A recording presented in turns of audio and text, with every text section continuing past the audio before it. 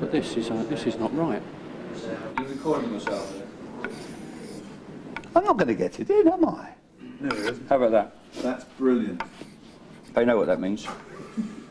Now, where do I go? Depends what you are. I'm just a sort of hereditary peer. From which camp? Conservative. This way, my lord. Thank you very much. Thank you. Up on the top floor of the House of Lords, 3 committee rooms have been turned into polling stations.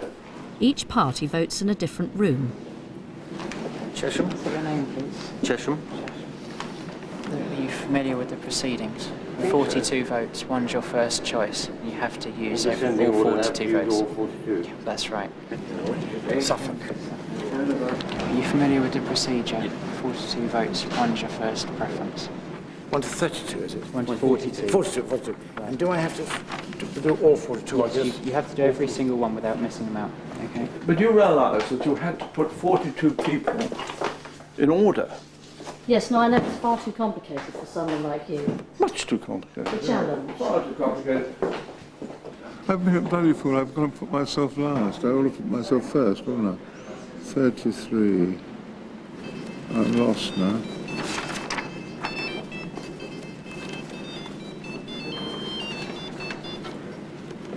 My lord, can you leave the paper with me?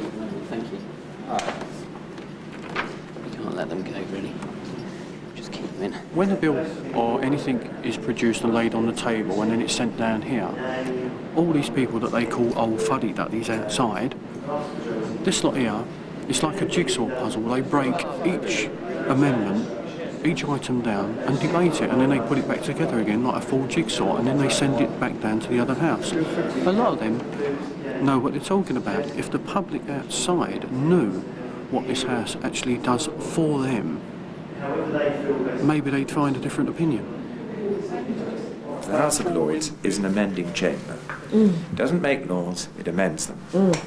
And for that purpose, this is my view, for that purpose you do not need a lot of, say, second-rate elected people, elected on 23% of the votes of the population.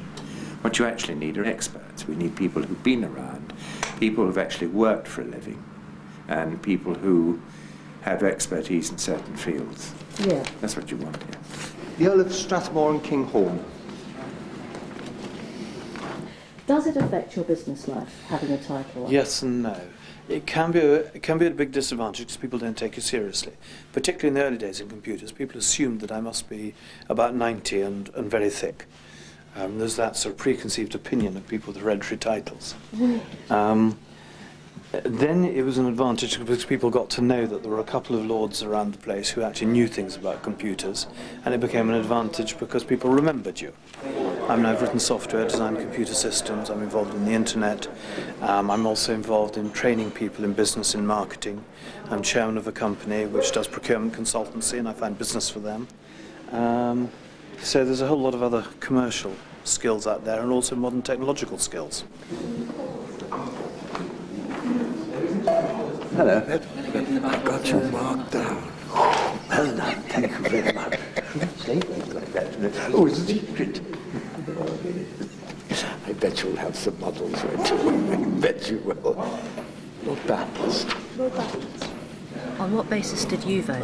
I voted for who I thought would be the best people to do the job, which is really difficult because some of them you like, some people you like very much clearly aren't going to do it. So what we're being asked to do is stab our friends in the back, which is pretty distasteful, really. There is something a bit sick about making people vote for themselves, their own pack. It's fantastically sick, and to have a 42, the sort of pathetic pretense, and this is democracy, when you've got 240 people voting for 116 candidates for 42 places. I mean, give me a break. My Lord Chairman, I wonder, could I seek some advice from this committee about the practicalities of the implementation of the departure of hereditary peers.